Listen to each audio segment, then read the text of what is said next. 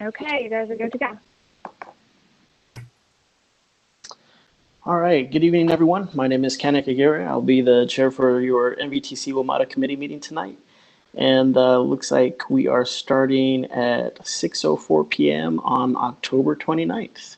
So given the ongoing COVID-19 public health emergency, we are conducting this meeting electronically. We are able to do so because Governor Northam signed into law on April 22nd a legislative amendment to the budget bill to allow public bodies to meet electronically without a physical quorum present to discuss or transact the business statutorily required or necessary to continue operations of that public body.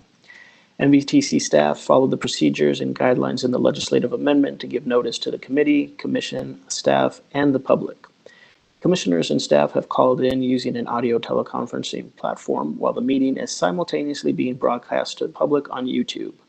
The only visual component of this meeting is the presentation slides, which are being shown to those on WebEx and on the YouTube stream.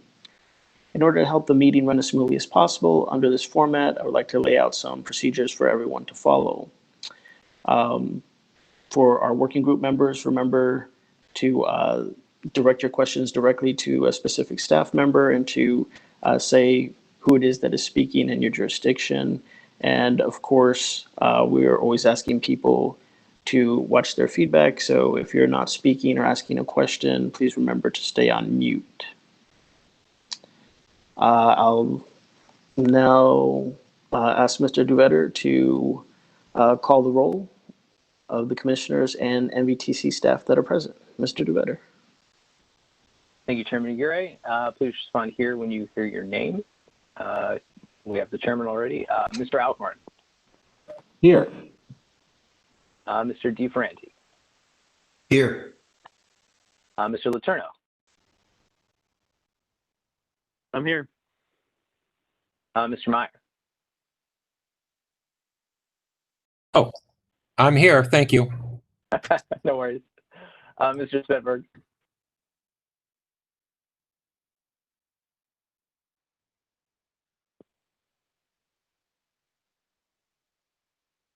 Mr. Svedberg, I think I can see you. Yep.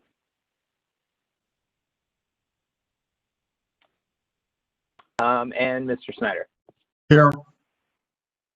And as a reminder, NVTC bylaws state that committee meetings are open for any commissioner to attend. And so I see Mr. Turner. Here. And I see Mr. Krizek. Here. Is there anyone that I missed?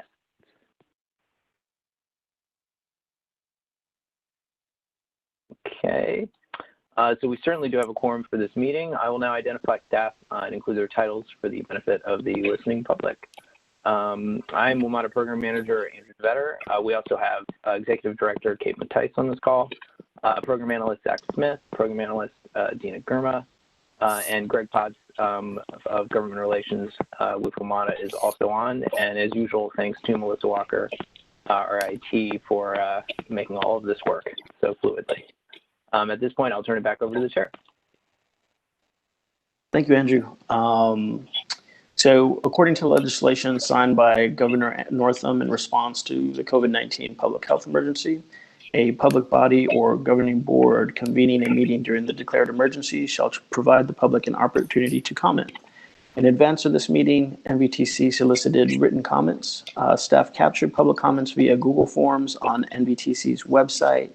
Comments received by 3 p.m. today were provided to commissioners ahead of the meeting. Andrew, did we get any comments? We did get one comment, which we circulated to the committee and those commissioners attending prior to the meeting. And it was essentially to recommend that the committee include in the annual report strategies related to retaining some of the bus services in Fairfax County that are proposed to have reductions in the current 21 budget. So that has been circulated for you to see. And that was just one comment. That is all we received. Thank you.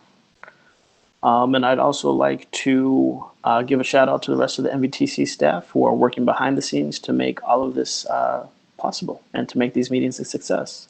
I'd like to turn to the first item on our agenda, the September 17th NVTC WMATA Committee Meeting Summary And just a friendly reminder, we don't need a formal motion, just if anybody has any comments or adjustments or amendments they want to make.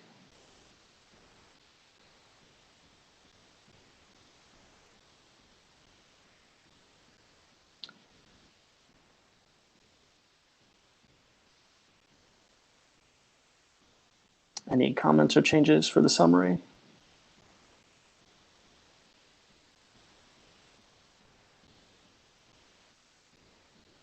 All right.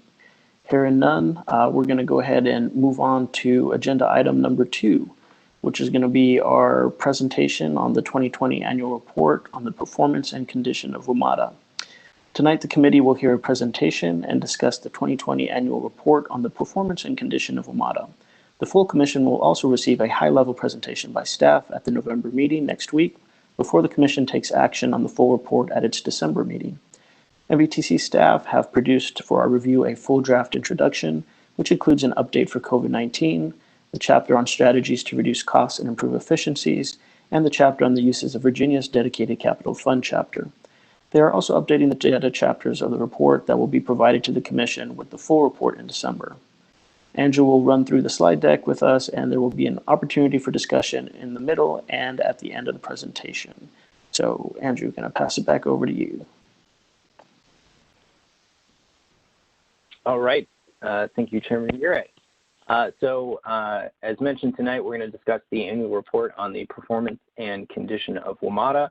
Just as a point of logistics before I dive into the slides, in the meeting materials that we sent out last week and posted online, you do have full draft copies of the introduction, which includes the COVID-19 update, the strategies chapter, and the uses of the fund chapter. Staff are still working on the data pieces of the other chapters, but since especially the strategies chapter are sort of the most significant for us to discuss with you all, I just want to make sure you know that those materials are out ahead, and then I'll hit the highlights of those as we move through the presentation. So next slide, please, Zach.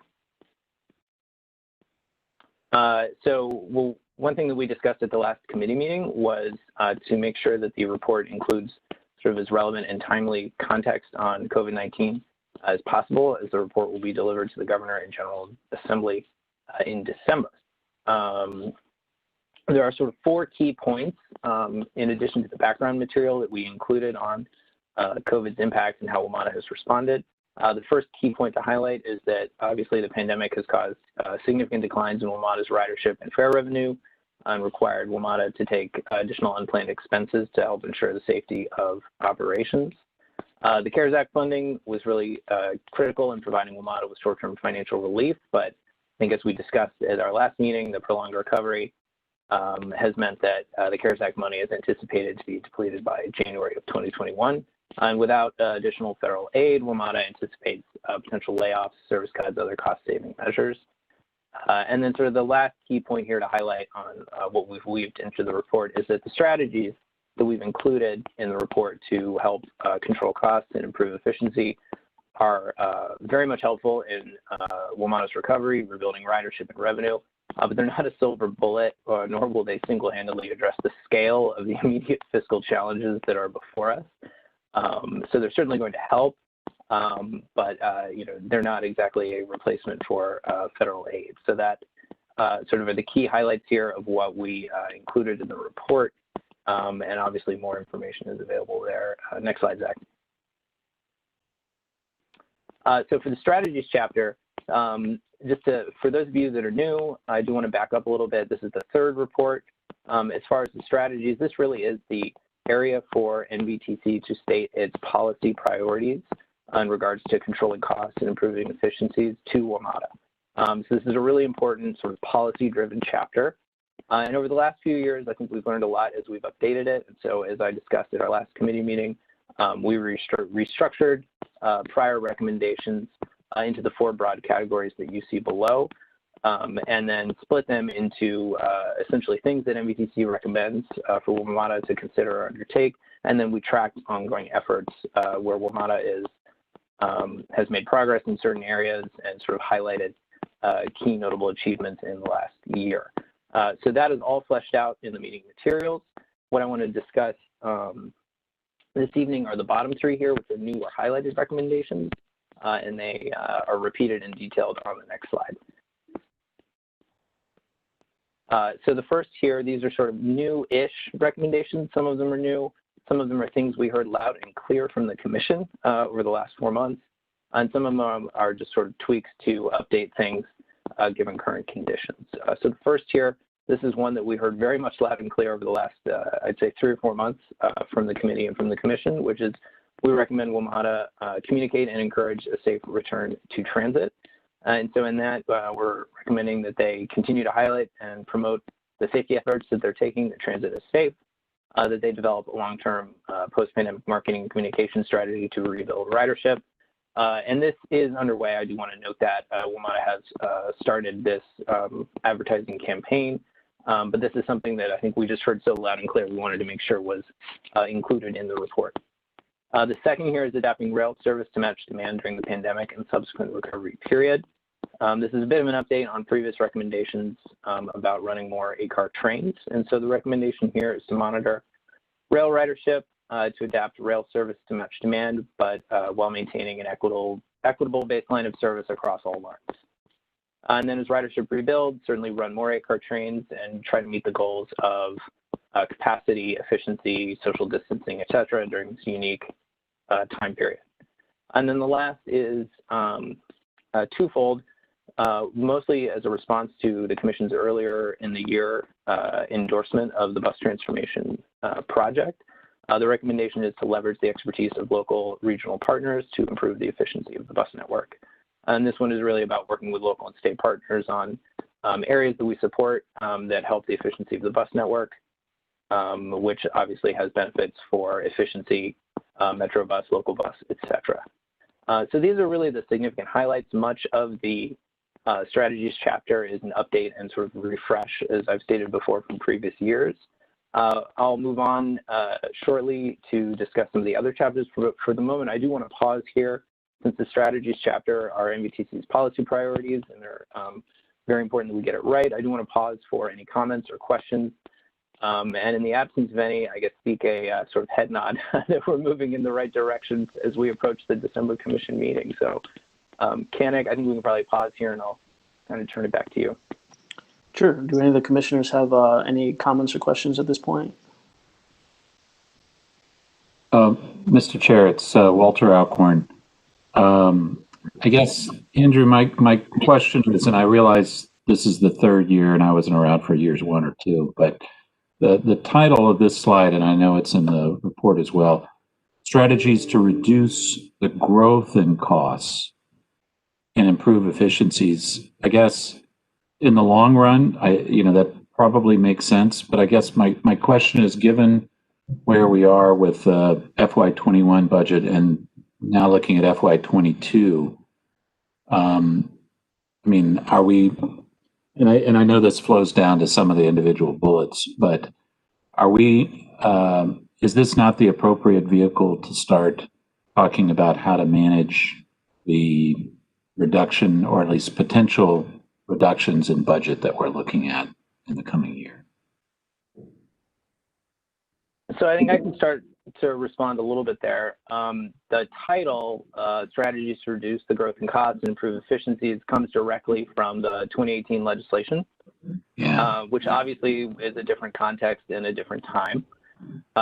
So I think, what I heard from the committee and the sort of internal staff discussions throughout the year was this report is iterative and obviously something we update, but we do want to keep it a little sort of medium, longer term, and not as to be able to sort of articulate some of our longer term goals. So I think how to manage the budget process, in my mind, is something that is slightly separate and something we want to keep not necessarily away from the report, because we want it to have the appropriate context, but is an important conversation, but almost in a different stream, if that makes any sense. Yeah, I think it does, and I think I agree. It's just I'm having some cognitive dissonance talking about the bus transformation project and expansion of a lot of these services when we're talking about some serious cuts. But I get it. It's a different process. And I think it probably makes sense. And I'll Mr. say Chair, if I could just, oh, go ahead, Kate. I was going to say, if I could just add, to responding to Mr. Alcorn, was one of the things when we looked at a supplemental report for the 3% cap, with a focus on how we could have much better transparency in working through the budget process, that might be a really good spot for that. Okay. Yeah. Thank you. Mr. Snyder? I actually would like to take Walter up on that. I'd like a discussion of the issues that he's talking about maybe later in tonight's agenda to beginning to grapple with that. I think that would be appropriate for this committee, and I'd like to see that discussion at least begin. No, I agree. And I think, sorry, Mr. Snyder, were you done?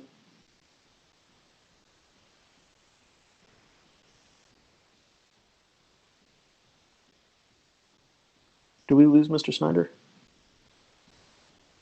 Oh, I'm here. okay. No, I agree. I think, when we get to agenda item number 3, we'll probably have a more robust discussion on that.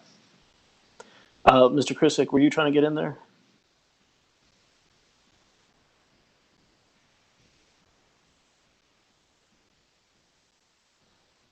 You're on mute if you're trying to talk, Mr. Krisick. I just want to say I saw the TV commercial. It's great. Thank you. Yeah, I mean, it makes you want to get right on the metro. And I don't watch TV. Any other commissioners want to share any comments or anything before we continue on?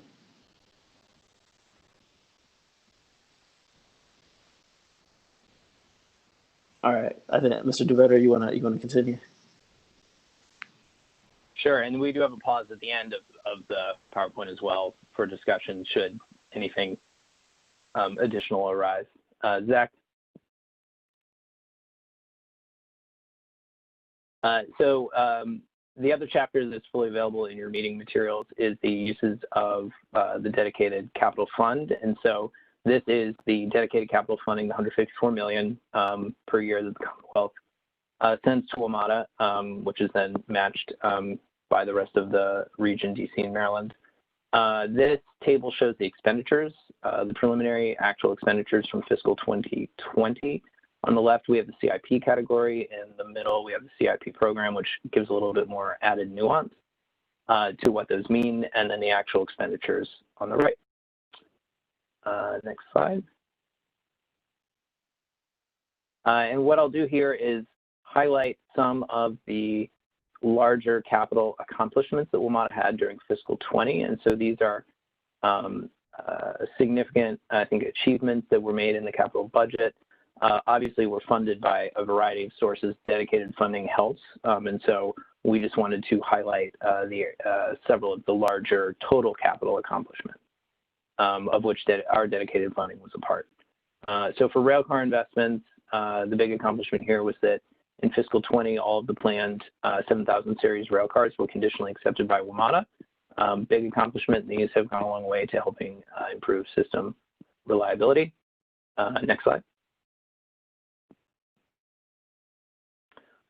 For tracking structures and station and passenger facilities investments, the big accomplishment to highlight is the platform improvement projects. And so for fiscal 20, that saw the completion of the phase 1 project south of National Airport.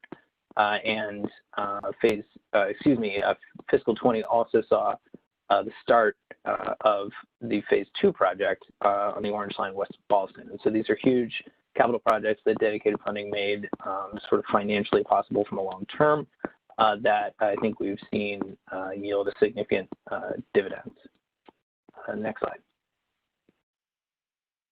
And the last 2 categories here that are mentioned in that chart are bus and paratransit investments, where WMATA is constantly replacing and rehabilitating buses, as well as business support, where noticeable accomplishments were regarding the design, planning, and construction of the new headquarters facility and additional office locations, as well as other data infrastructure investments. Next slide, Zach. And so at this point, I'm going to pause and turn it over to Program Analyst Dina Gurma, who will cover the remaining data chapters. So off to you, Dina. Thank you, Andrew. So for my presentation, I'm going to cover the safety, reliability, and financial performance data for the report. WMATA recently released the FY20 pre-pandemic data on operating performance and reliability. When we say pre-pandemic, we are covering the dates between July 1st, 2019 through March 15th, 2020. So whenever that's referenced, those are the dates we're referencing. WMATA has not provided any data for the remainder of FY 2020. NTD safety data is available for calendar year 2019. NVTC is working with WMATA staff to provide the appropriate context, and then NVTC is awaiting FY 2019 NTD data on ridership and financial performance to be released by FTA. Next slide. So when we're looking at safety and reliability, one of the measurements we're looking at is on-time performance by mode.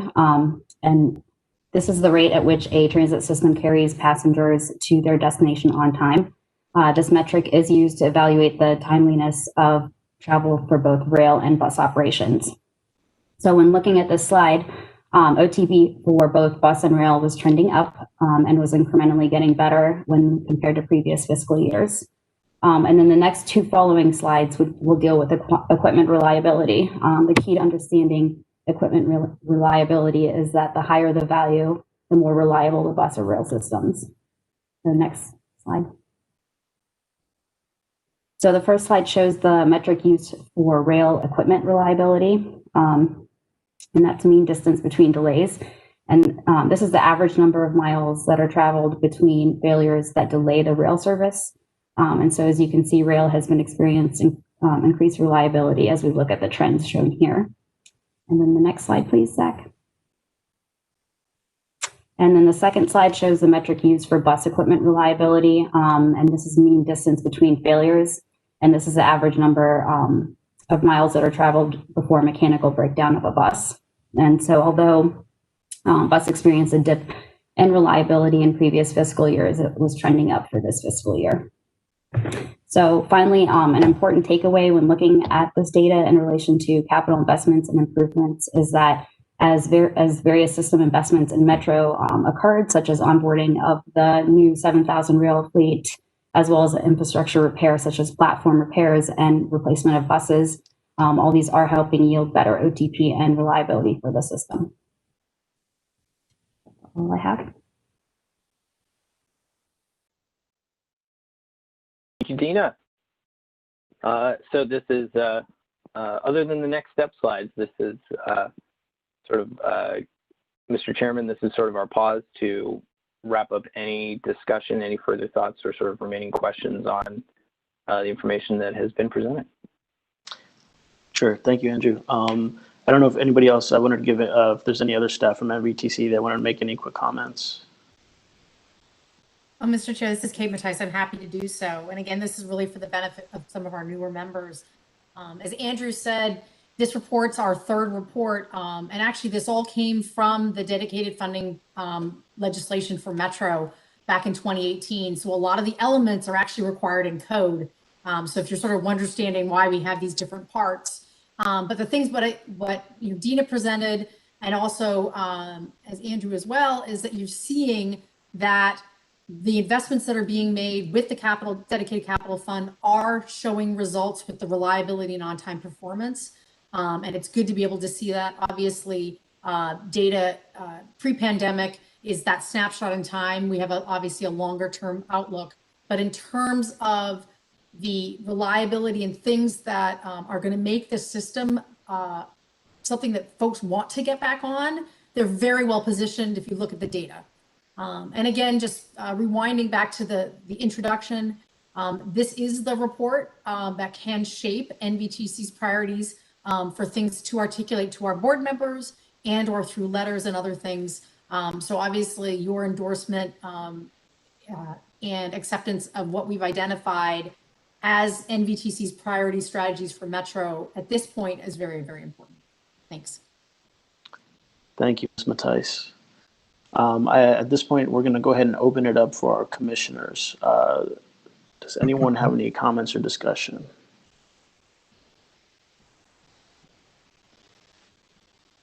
Snyder, I don't want to, if there's anybody else, I can follow them, but can we go back to the data slides a minute? Because, okay, this one, 14, this one caught my eye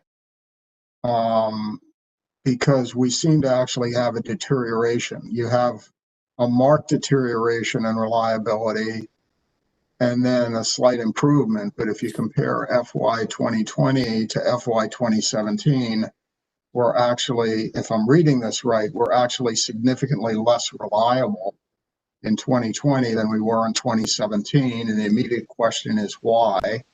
And should that be the case, considering all this investment in new buses that we've made? And even though I heard a summary a minute ago about all this investment is paying off, when I actually look at the data is not all that clear. Now go back to slide 13 if you can.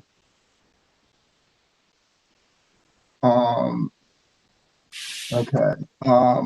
Equipment reliability for Metro Rail. Okay. Pretty evident there. Now, what was the slide?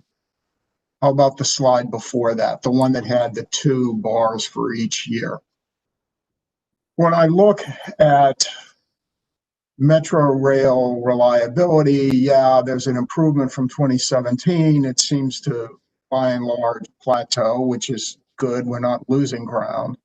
But I look at bus reliability, and despite all this apparent investment, reliability isn't that much greater if I'm reading this chart right. But the most glaring data point, and I'm not trying to be critical here, I'm just trying to, compare the data, look at these charts. When you go to 14, the reliability issue is anything but unidirectional toward being positive. So what's the story to explain and the narrative to explain slide 14? And can I piggyback off of Mr. Snyder's question? Do we have any type of baseline for comparison as well? Because it's good to compare this across the years, but is there, an average for, load miles and on-time performance in comparison to other? And I would like to follow up. I was going to say something very similar to comment just made. Who's to say that FY 2017 is appropriate for any beginning point? I mean, it could be a high water mark, or it could be a low, or it could be just an average over the preceding 4 years. So I don't know whether on a slide 14 or even the preceding one, whether that's a good starting point. I don't know what that really tells us from a longitudinal trend line. Maybe that's similar to what you were saying, but. Mr. Chair, can I provide a little bit of context? Part of the reason, actually, we had a long conversation, we did have our first report as to how far back we should go. So the baseline of 2017 is only the year before the dedicated funding started. So it is somewhat arbitrary in the overall performance. We did actually have a lot of conversation about that. So for the purposes of this being a report focused on the capital program sponsored by the dedicated funding, that's why 2017 is here. Of course, WMATA has data back many, many years. Thanks, Kate. And I can jump in on a few of those, and you all will need to keep me accountable because that was a number of questions at once. I can say that for the, Zach, if you can go back to the on-time performance slide, I can answer that one. For on-time performance for rail, I think we can say that the vast majority of the factors here are within Metro's control because they control the tracks. And obviously the new rail cars have been huge for why it increased so much. On the bus side, the equipment reliability, which is within Metro's, mostly within Metro's control, obviously has an impact. But there are items here that are outside of their control, like traffic congestion. WMATA doesn't control the streets, for example. So that's where partnerships on bus priority, et cetera, are important. So I think that's one reason why the on-time performance for Metro Bus is a little lower.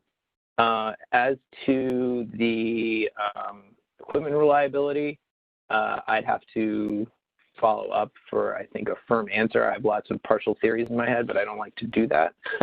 So I will pause, though, if Greg or if any of the board members have an answer on that one. Hey, Mr. Chairman, this is Matt.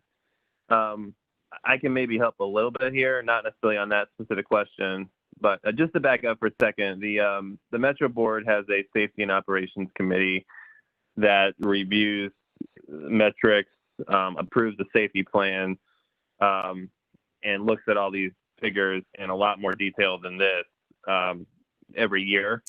And we did that recently, and so that's a publicly available presentation that we can probably get to those who are interested if you want a lot more data. The bottom line is most of the dedicated funding is going to rail.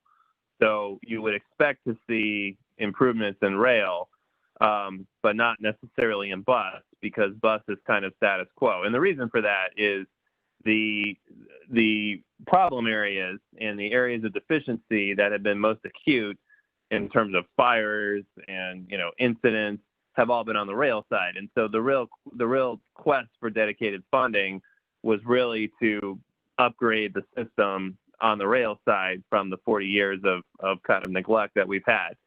So I think it's the consensus of the Metro Board that we are starting to see the fruits of that investment, that there are improvements. The fire numbers have improved. There's been a little bit of slippage in that, but there's some factors there. But more to the point, I do want to say that the actual projects designed to improve all of this were really still closer to the beginning than the end of all these.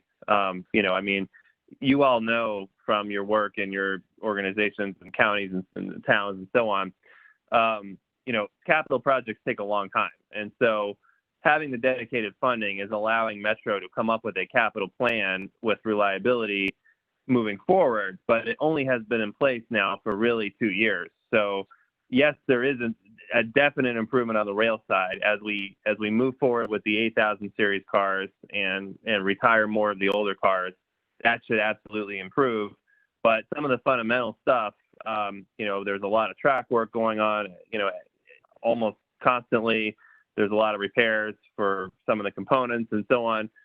It's all improving, but it's going to take some time. And then on the bus side, we are talking a lot about bus right now from an equity lens and, recognizing the service that it provides. But as Andrew said, a lot of the actual reliability factors are kind of out of Metro's control. That's one of the reasons there has been a push for bus lanes and things like that. From the equipment side, there isn't any slippage, but that's not really where the dedicated funding has been going. So hopefully that's helpful for context. This is Dave Snyder. Can we go back to slide 14? Hey, Dave, before we start, I don't know if Mr. Smedberg wanted to chime in quickly. No, Mr. Chair, Matthew summarized it well. It's only been in place for a couple of years now. That dedicated funding was for state of good repair, reliability, and, the key point is there was, 40 years of neglect on the system. These maintenance issues, it was a newer system back then, and, they didn't pay attention to a lot of this, and now we're, paying for it, if you will. So that's right. And with, the 7,000 series cars and the new 8,000 series cars, as Matt said, you're going to see that go up, but there is a lot of other work that needs to be done, with track and wiring and coupling and all kinds of projects that were just deferred or not even given any attention for 20 plus 30 plus years. So that's where we are.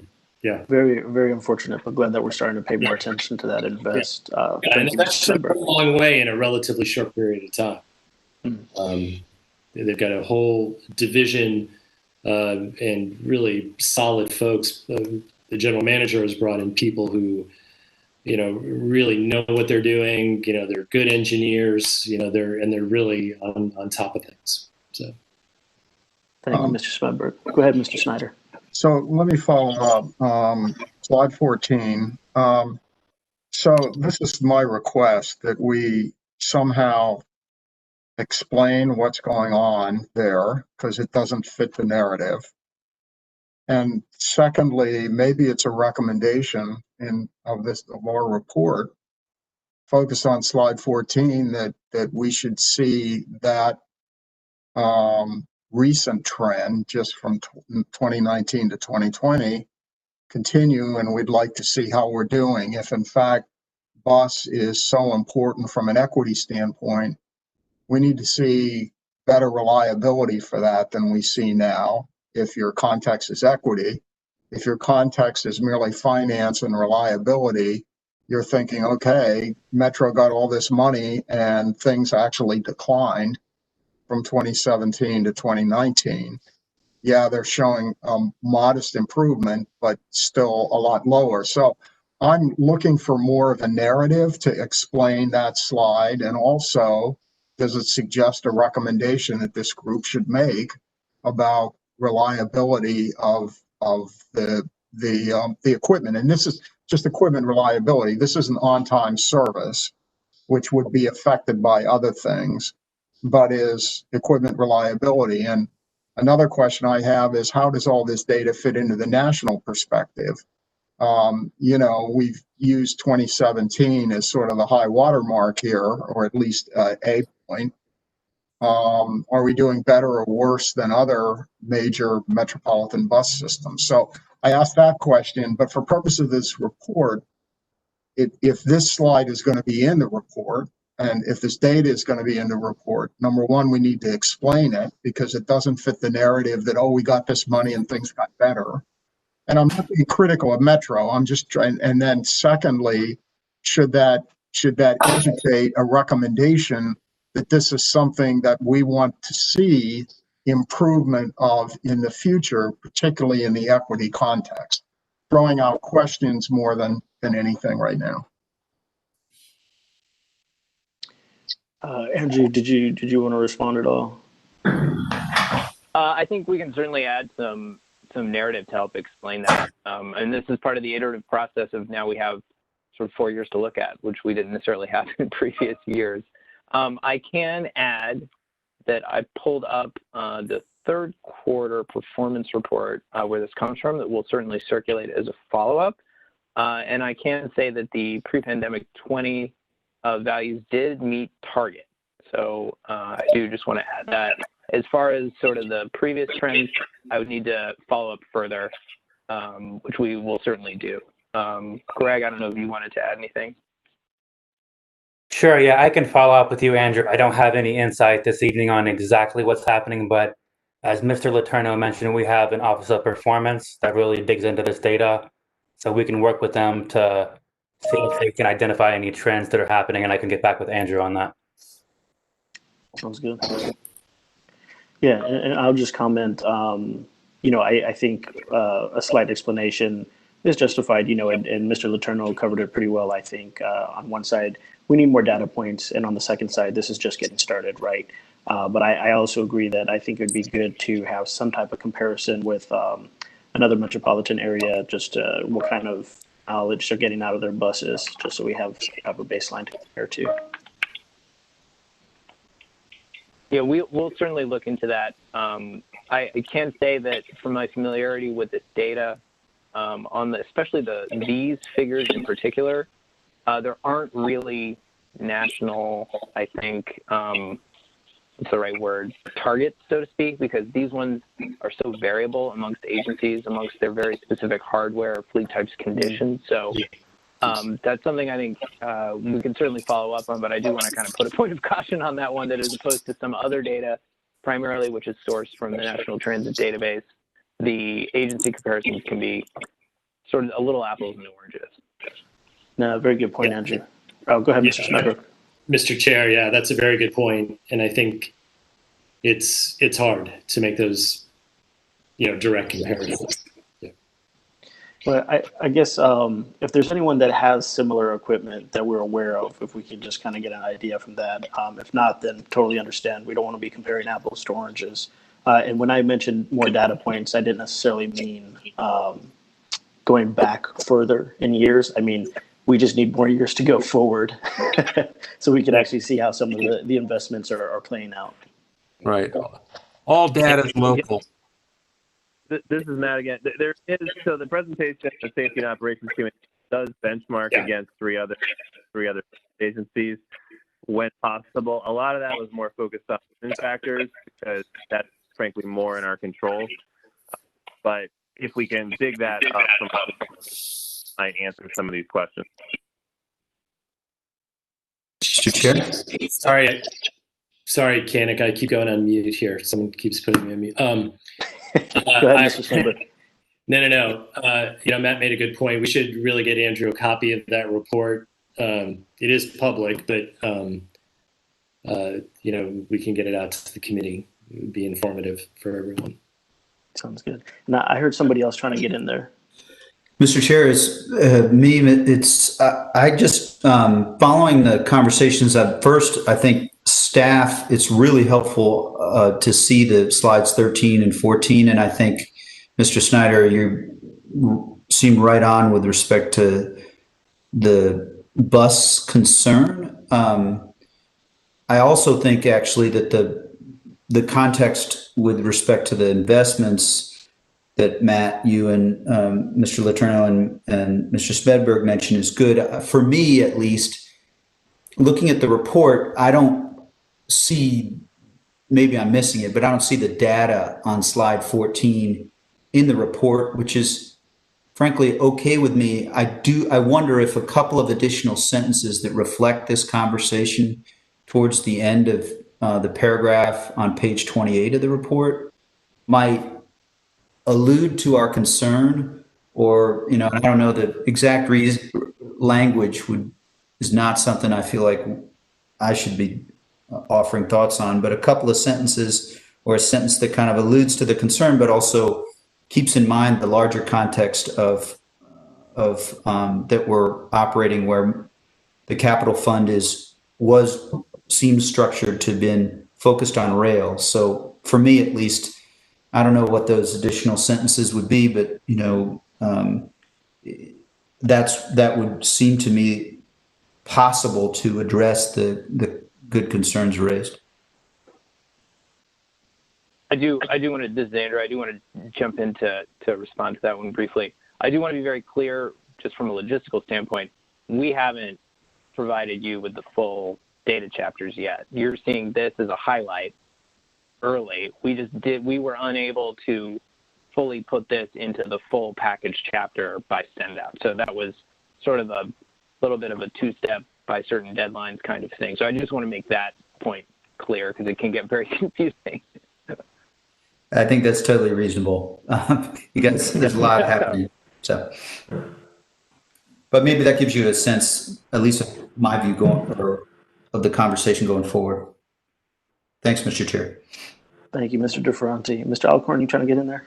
Yeah, just thank you, Mr. Chairman. I actually was participating in the Safety and Operations Committee when the performance report for FY 2020 came up. And one of the things I want to make sure we're all focused on is, even though the pandemic skews some of these data, I want to make sure that we continue to get the data. And frankly, some of these metrics, and even like slide 14 is a pretty good example, the pandemic is not directly, at least, affecting some of these measures. Some of them are measured in such a way that actually, even though there might be fewer miles overall, and I'm thinking on the safety data as well. So I encourage NVTC staff to keep on these data and make sure that we're actually seeing the reports that we need to see in order to understand how performance is occurring. So thank you. Mr. Alcorn. Any other commissioners with comments? This is David Meyer from the city of Fairfax. I don't know what level of, we could be very wonkish on this, and I don't know what level of granularity we would want with respect to the data, but with respect to Metro Bus, it would be, and I know this is somewhat controversial because you'd have to identify and categorize certain bus lines and certain geography, but there clearly we know that certain routes and certain portions of the service area are related to persons of color and different economic groups, and it would be interesting to see if there's any correlations between bus reliability and those particular routes. And I don't know if there's any causal relationships, but it would be somewhat interesting to look at the reliability of areas that where those who ride the bus are vocationally dependent on those systems, maybe disproportionately more than in other parts. I don't know. Just a comment. This is Dave. Just to follow up, it seems to me that with the enhanced focus on bus, for a lot of reasons, because it's more flexible and because it's essential and because it helps address an equity issue, perhaps more so even than rail, maybe one of our recommendations ought to be that we enhance the focus on bus, and that slide 14 suggests that we're making progress and we'd like to see more progress in terms of that metric and other bus metrics. Just a suggestion.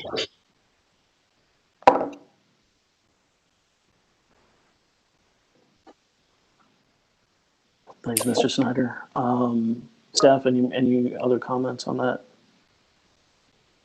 I think that's, Mr. Chair, that sounds like actually something that I'd be really curious to see what staff might think of over the coming, weeks and months, because that certainly there's been a lot of discussion, and I know Mr. Letourneau brought it forward, and there's just been a lot of coverage of equity concerns related to bus. So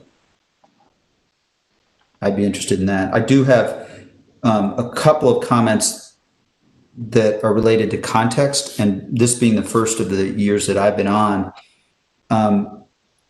One is related to non-fare revenue, and I just want to just if staff can offline at some point or confirm briefly, mindful of other commissioners' experience, it seems like a good idea. It doesn't, non-fare revenue doesn't particularly this year as a strategy doesn't like stand out to me in light of the pandemic. So if the context says we need to keep it in there so that we can keep moving, then I'm all for it. But that's what occurred at a reading to me. And then I know Mr. Alcorn raised the control cost, that chapter question, which I wanted to flag as of interest to me as well. So I do want to respond to a few of those.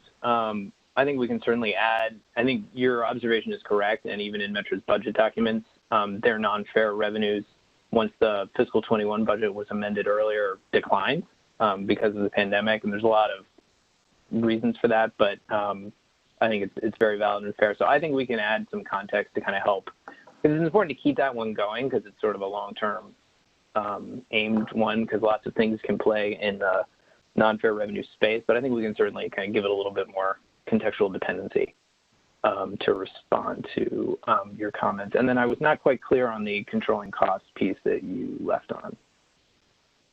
Sure. I think first that really helps me on non-fare revenue. I think it's a great long-term strategy. I just wanted to understand that this year. And then on controlling costs, I think Mr. Alcorn kind of mentioned that, don't want to get too deep in it, but the reduction in the growth of costs, I think it was sort of Mr. Alcorn's point, which I think is a question about the title of that strategy. And so at least I understand that they're separate conversations. I guess my thought, and I don't know if this is Mr. Alcorn's, is that it feels as though it's qualifying a qualifier when just, managing or controlling costs has some appeal to me. Though I don't want to mix the two conversations of the very hard decisions that Metro is facing right now and the longer term. But I wanted to flag, at least to come back to it, and I'm sure others will have more context. So Mr. Chair, Mr. DeFrade, I'm happy to answer it. It's actually the legislation requires NVTC to provide strategies for controlling costs. Those words are actually straight from the legislation. How we use those interpreters, I want us to be very mindful of that. So there definitely indeed are some legacy language that's in the legislation that you may see, but we do want to make sure that we get this right and it is truly articulating NVTC's strategies. I also want to add, we absolutely on the bus equity and reviewing, we do obviously have a section talking about strategies for how WMATA looks at bus. I think there's some really good opportunity for us to add some language per the earlier conversation. Got it. Well, that helps. I certainly, the legislative point is one you mentioned, and I feel like tracking legislative language is super important at many times. So that may control. I just, because we're legislators doesn't mean we need to talk circuitously is the only thought I had. So I'm good. Mr. Chairman? Yes, please. If the language needs to be changed, we can always do that down in the General Assembly. So consider that. I'd be happy to introduce whatever language. Yeah, Mr. We're always Chair. improving bills. I hear you, Mr. Kresnik. Thank you. Mr. Alcorn, go ahead. Yeah, I was going to say, thanks, Paul, for that offer. I let's be careful with that, though. I don't know if I want to open a Pandora's box here. It's maybe more of a short-term issue with us reviewing this document and everything else that's going on budget. But it is a good point. I mean, at some point, you're right. I mean, there might need to be an update of some of the context of this. So it's not a bad idea. It scares me a little. Mr. Chairman, just to respond, I would say that the it's a different world down there than it was when this language was crafted. So don't be too overly concerned. You have the speaker on the NVTC now. That is a good thing. Sounds good. Any other commissioners want any comments or questions?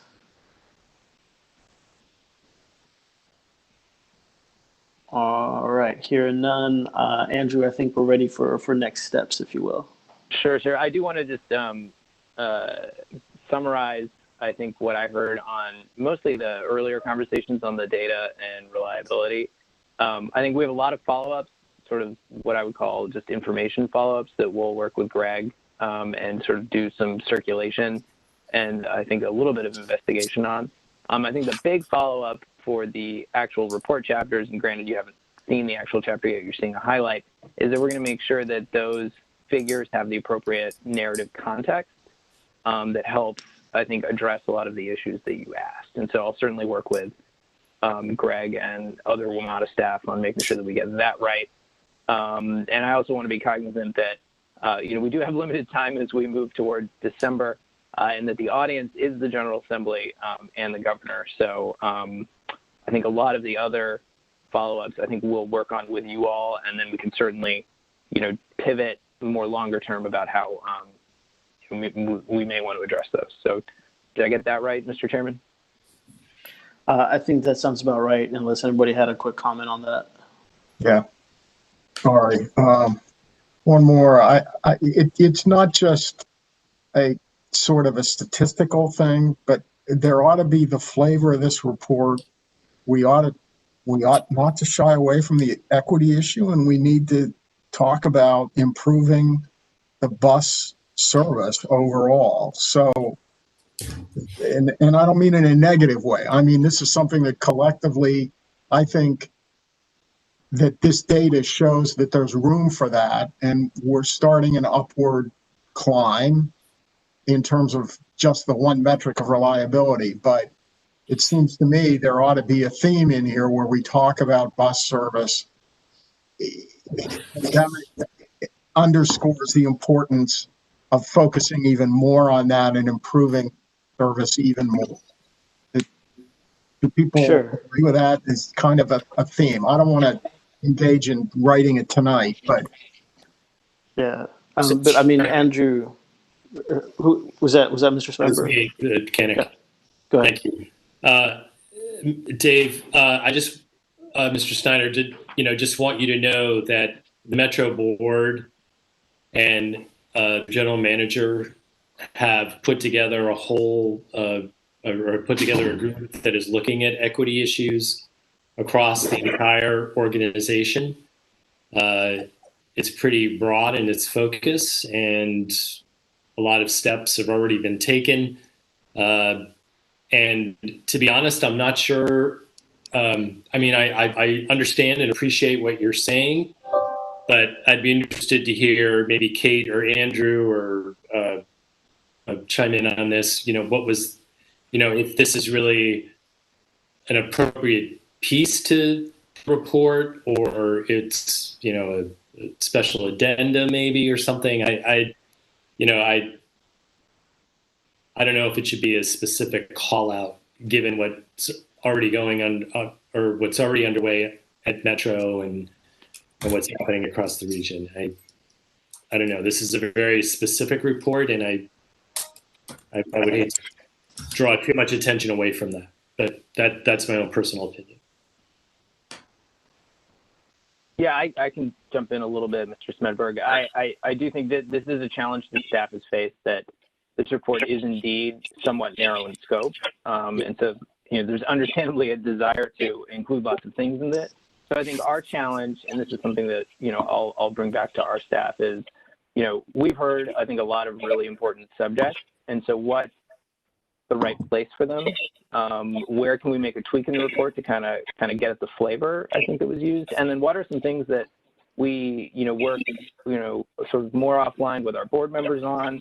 Also, work at a commission level and or, are just sort of committee topics to discuss that aren't necessarily tied into the report. So I think that's kind of, I think, my challenge as we move forward.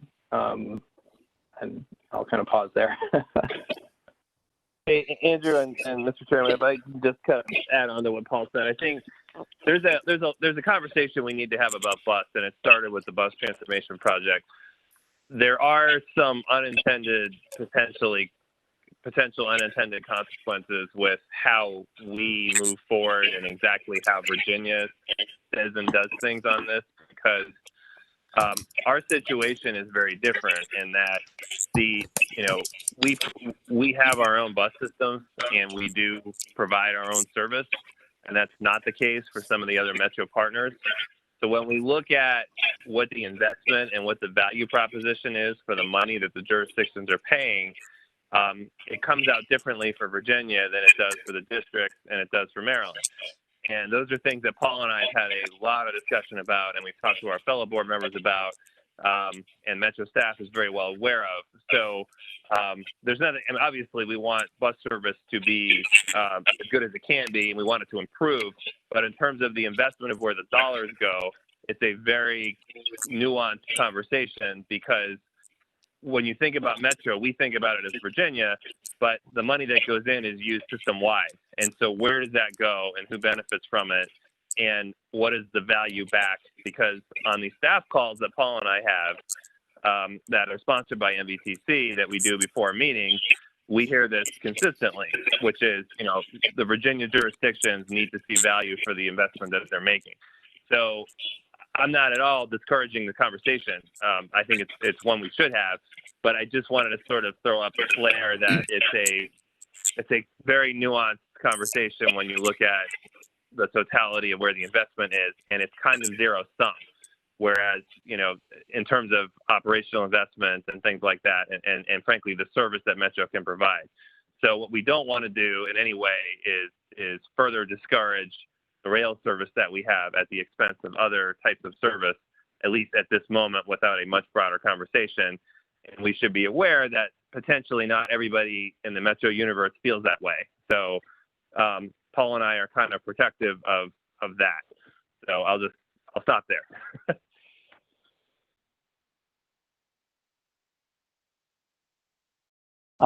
Staff, do you have enough direction at this point, or did you want to discuss a little further?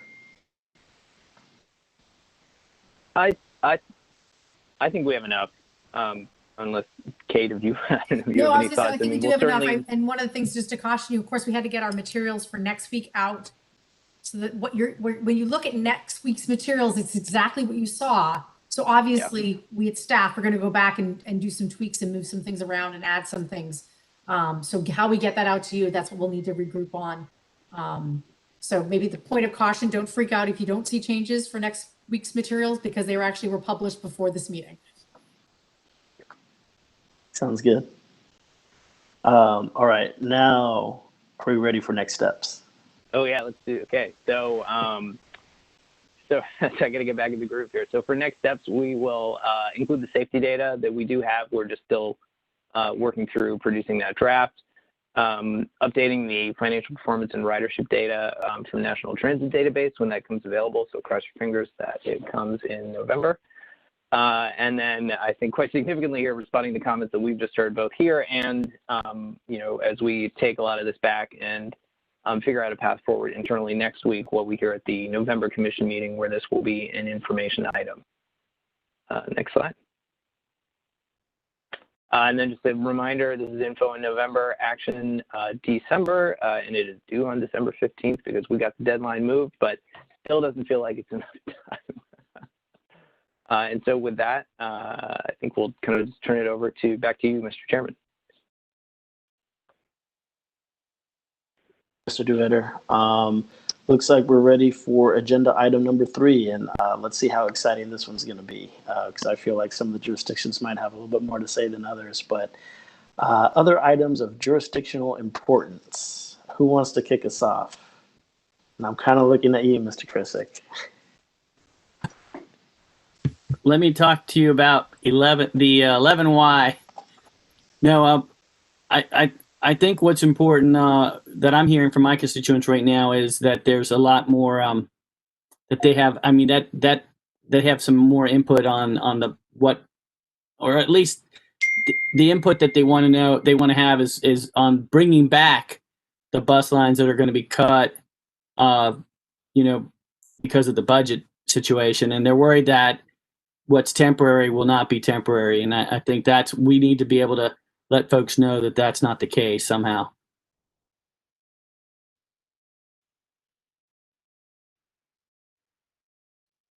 Thank you, Mr. Krisick. Other jurisdictions?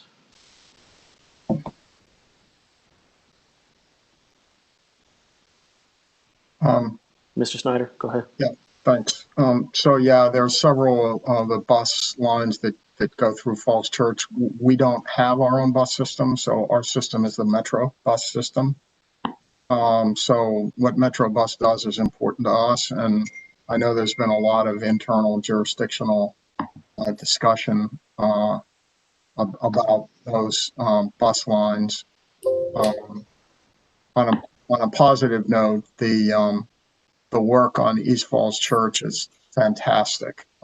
It's just like almost an entirely new station. So commendations to Metro for finishing that and other projects along the Orange Line there. Thanks. Thanks, Mr. Snyder.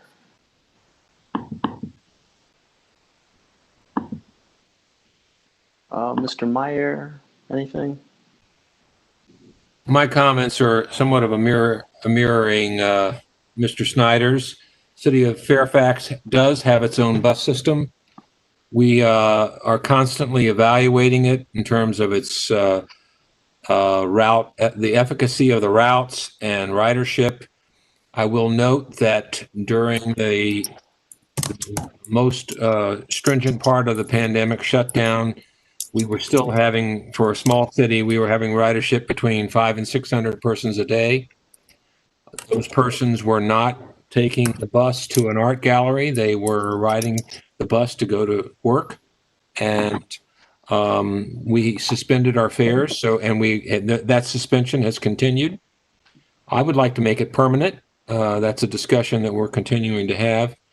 I will also say that the Vienna metro station is like a brand new station as well, and we are thrilled with the design and the fact that it was the renovation stayed on schedule, and it enhances what we are doing with our Q bus system to provide our residents with really top flight transit services, both our bus and the Metro Rail.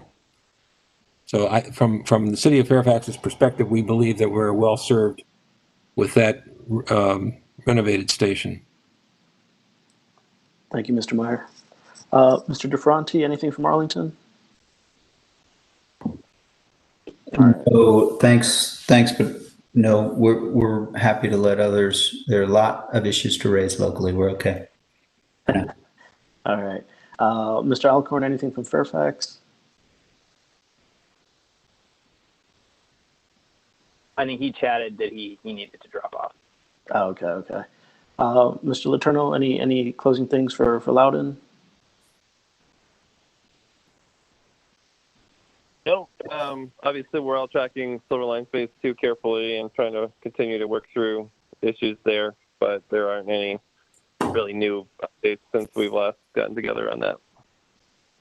Sounds good. And maybe just on the specific bus routes, Andrew may have more on this actually, but we're not sure exactly what opportunity we will have to put things back in for FY21. In terms of Metro Board, we're waiting to see some numbers. There was recently an update given to the staff that's newer than the update the board got apparently. So obviously we're going to do the best we can with what we have to work with and the input we get from the jurisdictions to try to ameliorate some of these issues. I think for FY22, they're going to continue. They're going to be exacerbated. There will be further cuts unless things dramatically change. So, in some ways on the FY21 issues, if they aren't, if something is put back in for 21, it doesn't necessarily mean it wouldn't be happy to be removed for 22.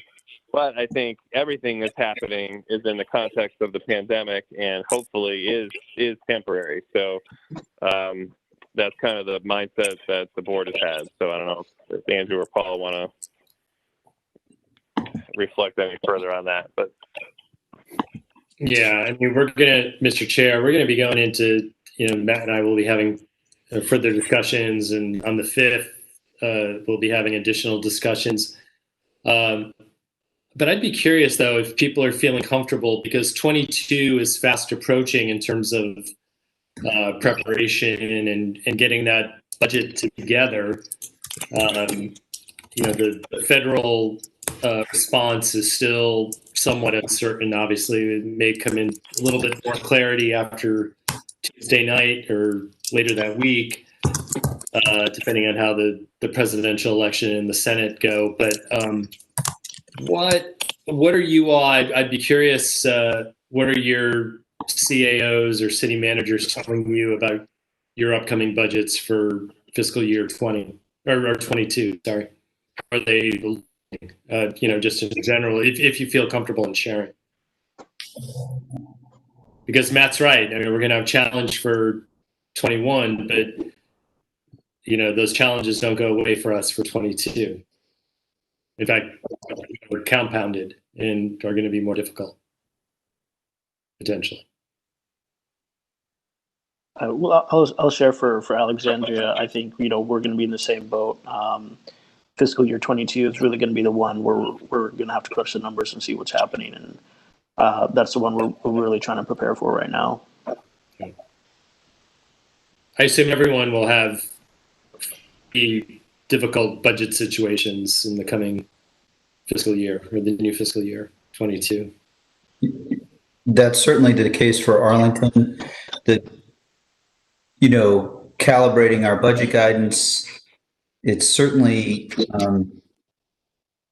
there's an initial number that is a larger deficit by far than we've seen. And, I can't compare it back to post Great Recession, but somewhere between grave concern and concern, is at the start is what, and you can imagine that it's appropriate for us to know a little bit more before thinking through the key phrase or phrases that we would want to be quoted off of, or to, Yeah, what no. I'm just asking for general, if you feel comfortable. Yeah, that's enough. That's enough. No, I meant sort of, I'm already thinking about, to your point, I'm already thinking about how concerned to frame it, because you want to show concern, but you don't want to show, you may not want to show alarm. And as you know, every word that you would say will be interpreted. So I'm not worried about sharing that on this call, but certainly in this meeting, but certainly you're on point with where we're headed. Yeah, and I'm just sort of curious. Matt and I are going to have tough choices, but also I know you all are going to have very difficult choices at the local level in setting priorities and maintaining the public health, public safety, and the infrastructure. And then going from there, there's going to be little left. So yeah, I just curious. And I know other jurisdictions are in the same situation, if not worse than we are. So. Paul, this is Dave Meyer from the city of Fairfax. Yeah. We are a small entity, but our situation is that obviously, as with every jurisdiction, our real estate assessments are going to be changed on January 1, and both for commercial and residential. And we are looking at all of our capital improvements programs, which we have suspended for this year. That suspension may continue throughout the next fiscal year. And when I said that we were trying to make the bus routes permanently free, that's a penny on the tax rate for us. And yet we are still very committed to supporting transit both within the city and regionally. But it's all on the table. And we have to, my concern is not just for my city, but also for the region as a whole, that our economic development and our economic strength is going to be potentially severely compromised. And so I would hope that we could find, as you just noted earlier, if we get a positive result on Tuesday, maybe we'll see some leadership at the national level with respect to some economic support for local governments across the country and our region. Yeah, or some infrastructure bill. Yeah, exactly. Yeah. Thank you. And then I think longer term, is Delegate Krizak still on? Yeah. Paul, I think longer term too, I know this is a bit of a departure for this committee, but having the delegates look at the tax code and giving the jurisdictions the ability to maybe tax differently between the residential and commercial. Again, it's maybe a longer term discussion, but that would be really helpful down the road. I mean, that's not out of the question. Next year, I think, not this next session in 21, but in 22, that could be the beginning. Have that discussion. It's not a campaign year, and it's the one thing we need to reform that we really haven't tackled yet. And so, yeah, there's no doubt that's going to be on the agenda at some point. Yeah, the Commonwealth is not made up of gentlemen farmers anymore. No, there's a lot of change. We've already dealt with a lot, but that's a deep dive. But no doubt. I will say though that the budget, we're going to have a new. The governor is going to present a new budget in December for the second part of the biennium, and it's not, it's looking a little bit better, but we're still going to have to make tremendous cuts. you know, what the feds do is going to be really critical. There's no doubt about it. And already the CARES Act was super beneficial, right?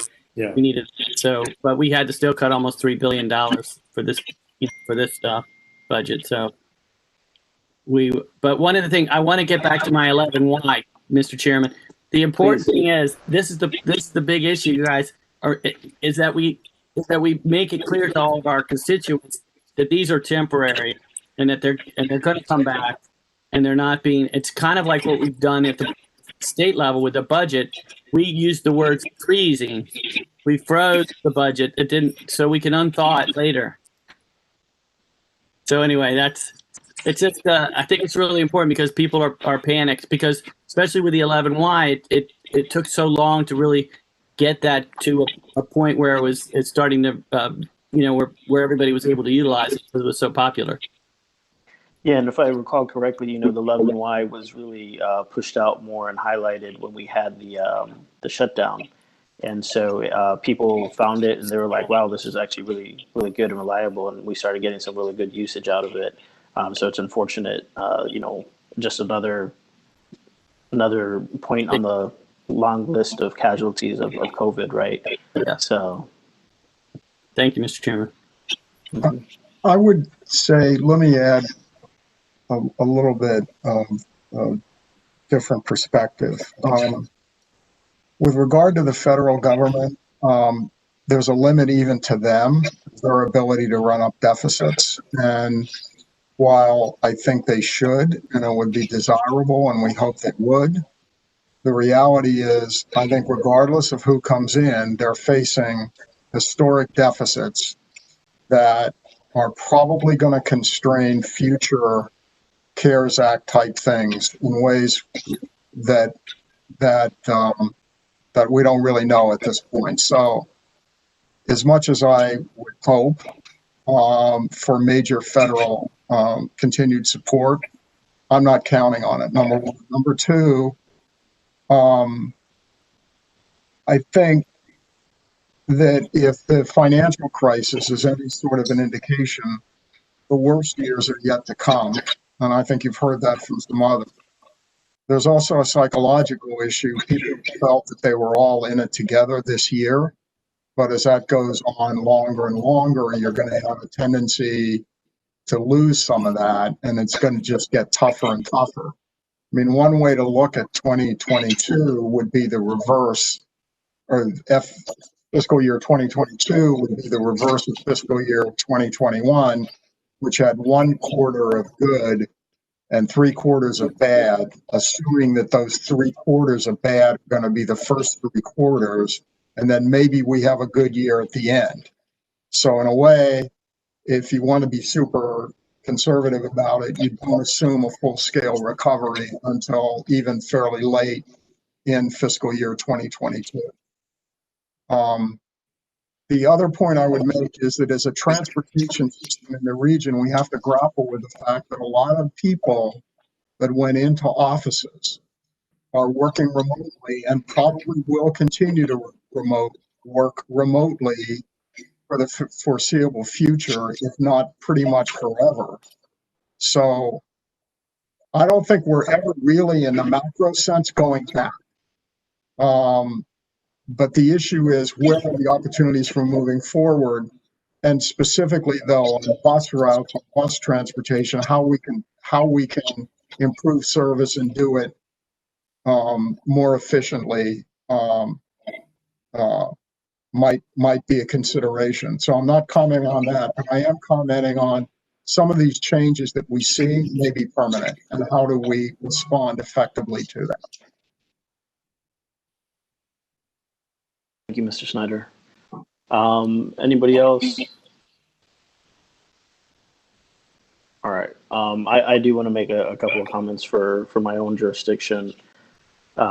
So I understand we're not putting anything in for 21, and granted, a lot of the issues that I'm going to bring up, the bus lines haven't been running this entire time anyway. But I do have to put in a word for the west end of Alexandria, where we have a lot of lower socioeconomic status residents. And I think it's important not only to me, but to many of our residents, that we have some type of connection to the Pentagon.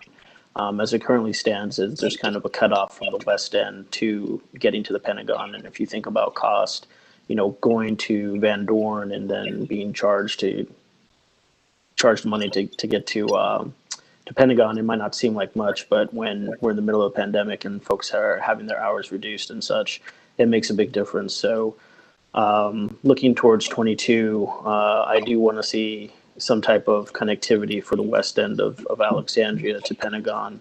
And the last thing that I'll say is that, again, we understand the constraints, and the city of Alexandria was in the midst of going through our Alexandria Transit Vision, and we were hoping to plug in some more of our own dash service to cover some of this, and ultimately it might come to that, but yet to be seen, right?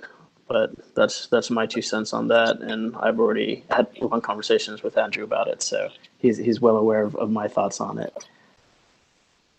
I think that might be bringing us to a conclusion. Does anyone have any final comments?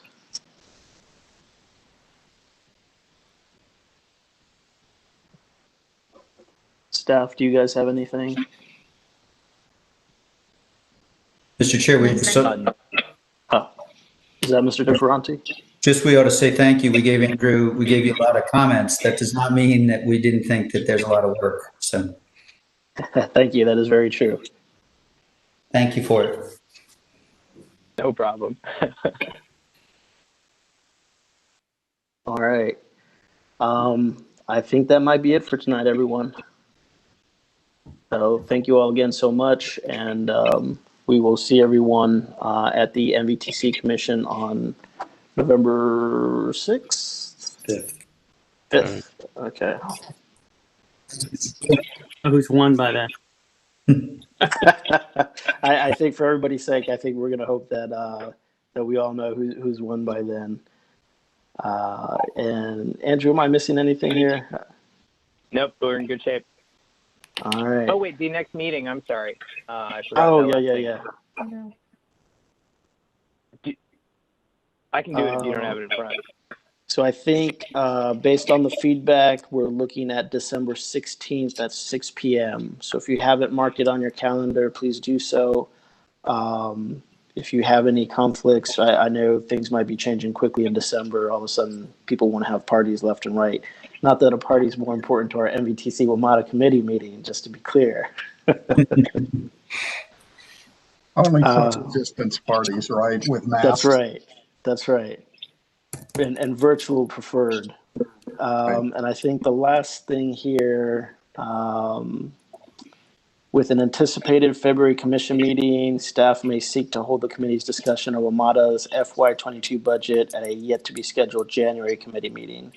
So this would allow for a timelier and up-to-date discussion for the FY22 budget with action at the February commission meeting. If this occurs, we may seek to cancel the December meeting. So just so you all are aware. All right. Well, thanks again, everyone. That's going to adjourn us for tonight. Right. Stay safe. Thank you. Thank you. Thanks, Mr. Chair. Mr. DeFerranti, I understand that congratulations are in order. Yeah.